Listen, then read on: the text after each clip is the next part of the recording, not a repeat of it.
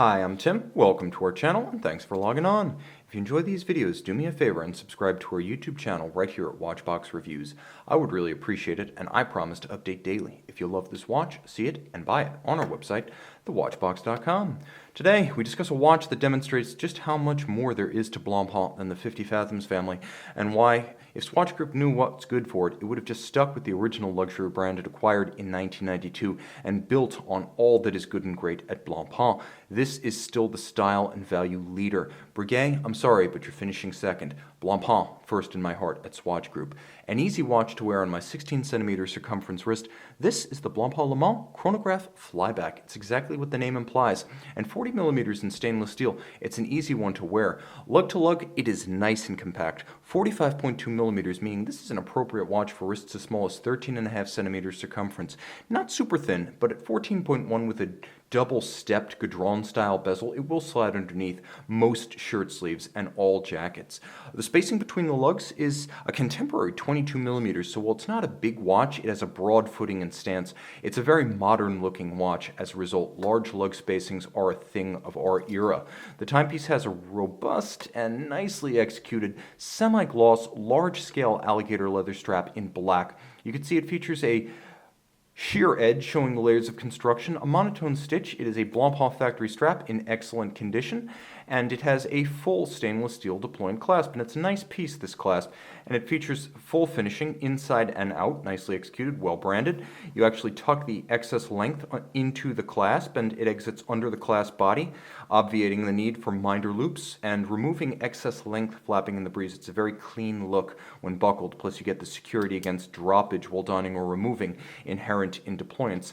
Allow ourselves a bit more light, get a little bit closer. I love this case. You can have high polish of metal when the size is relatively modest. It's not a 42, 3, 4, 5, 6. At 40mm, this looks perfect. There's a sharp break between the polished face of the lug and the rounded compound curves of the rather bowl-shaped tumble home of the case. You can see the Blancpain corporate marquee on the flanks, and there is a double Gadron or double-stepped bezel. It's a handsome look, and it's one that adds visual strength to this watch. So you have visual strength without overpowering size, and that's deft styling by Blancpain's folks. You can see on the crown side, screw down pushers, screw down crown, and big chunky knurling to make it easy to grip. You can even see that the shear guards are muted and minimal because frankly, a watch on the wrist is quite safe from shearing. Now, 100 meters water resistant, this is a true sports watch. There will absolutely be a loom shot, and it will be great. The dial is simple. Twin registers anchored by a double-digit Grande date at 6 o'clock. There is a quick set for the Grand dot, and the timepiece does feature a vertical clutch column wheel chronograph architecture. The dial is black, and you can see that the inner dial is slightly stepped up from the hour track, so you have a conventional chronograph. Thanks to the vertical clutch, it starts without any jump, it stops without stagger, and it always resets precisely to the index of 12. No play in a vertical clutch chronograph. You can also leave a vertical clutch chronograph running with no additional wear and tear if you prefer to have hours, minutes, and seconds at center. Of course, the watch features a flyback complication, so you have the ability to reset and restart the chronograph with a single push of the reset trigger at 4. A conventional chronograph cannot do that. It's great if you want to time events that occur in rapid succession with no downtime between them. Bilateral symmetry, nicely balanced. Turn it all over, things get even better. Let's see how close we can get without losing focus. Okay, now this is known as the Blancpain Caliber 69F8. It's based on the time-tested High Horology 1185 from Frédéric Piguet.